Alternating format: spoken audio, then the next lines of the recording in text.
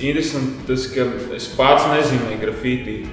Un ar grafiti savā dzīvē absolūti nebija saistīts, bet lieta bija tāda, ka es sāku mācīties par mācītāju, un mums jau pirmajā gadā tikko sākās lekcijas, jau tika teikts no vadības, ka domājiet par to, ko jūs darīsiet savā dzīvē, domājiet, kur jūs ieliksiet savu potenciālu.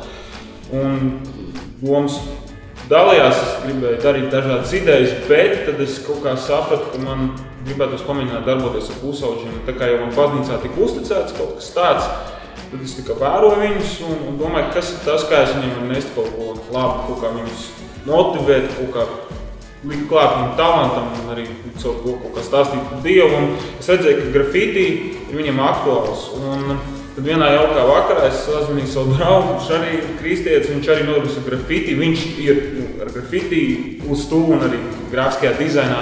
Un es teicu, ir tāda ideja, varētu uztaisīt tādu grafiti skolu pusauģi. Viņš, kas tas tāds ir, jo, zin kā, grafiti ir ielas un skola, tas ir kaut kas tāds formāls, kā to savienot. Skatoties apakaļ, vienkārši kaut kā brīnumainā veidā tu redzi, ka tas ir bijis tieši tas, kas ir vajadzīgs, un ka puišiem tas ir tieši tas, kas patīk.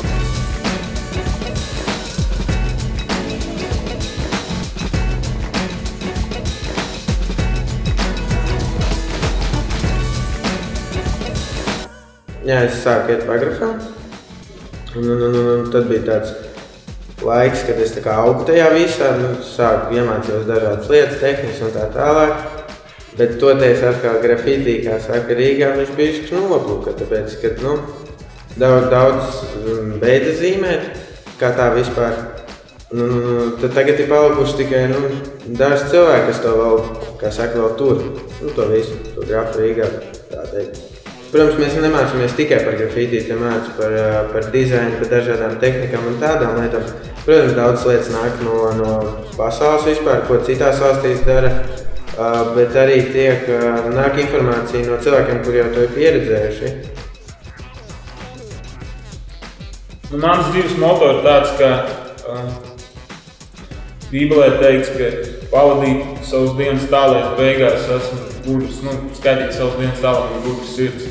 Tas ir mans galvenais moto. Tā. Pēc tā es vados un tā cenšos dzīvot katru dienu.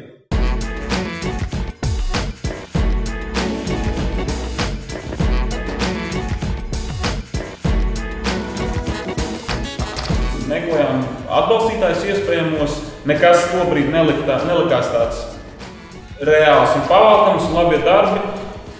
Domājām, ka godīgi man jau tikko es to projektu sniedzu, es negribu izklausīties liecīgi, man bija skaidrs, ka es tikšu tajā konkursā.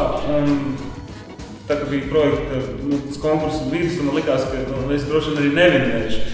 Bet tā piedalīšanās bija ļoti elementāra. Bija skaidrs budžets, labie darbi tobrīd bija labākā iespēja.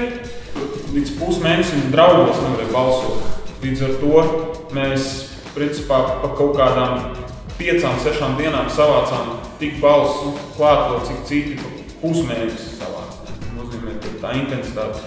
Ļoti, teiksim, paldies tiem uzvarētājiem. Man liekas, tā bija pat meitene, kas to wakeboardu, to nometni bija. Paldies viņiem par to, ka viņi tos padomus iedeva. Jo mēs bijām vecrīgā ar portatīviem kompiem ārā 18. novembrī Lietuvā. Viskas maizes saimā apklāts komps, stācijas tunelī ar kompu, vienkārši stāv, aicina visus balsot. Plus vēl Ritvars visus savus biedrus apkaroja. Tad vienkārši vienā dievkalpojumā pastāstījām draudzēm, ka ir tāda iespēja. Un viena meitene atsaucās, un viņa vienas sestdienas laikā 800 cilvēkus noķēra.